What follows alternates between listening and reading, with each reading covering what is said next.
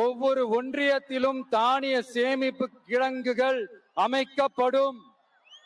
இவை உலர் களங்களுடன் கூடிய கொள்முதல் நிலையங்களுடன் இணைக்கப்படும்.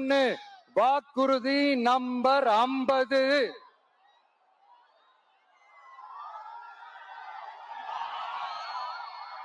கொப்பரை தேங்காயை தமிழக அரசே கொள்முதல் செய்யும். அதிலிருந்து தேங்காய் எண்ணெயை உற்பத்தி செய்து நியாய விலை கடைகள் மூலம் விற்பனை செய்ய நடவடிக்கை எடுக்கப்படும்.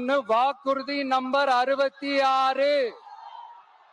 நியாய விலை கடைகளில் நாட்டு சர்க்கரை, வெல்லம் ஆகியவற்றை விநியோகம் செய்ய நடவடிக்கை எடுக்கப்படும். வாக்குறுதி நம்பர் 68. அரசு ஊழியர்கள் மற்றும் ஆசிரியர்களுக்கு மட்டும் இல்ல, போக்குவரத்து ஊழியர்களுக்கும் பழைய ஓய்வூதிய திட்டம் செயல்படுத்தப்படும். வாக்குறுதி நம்பர் 152.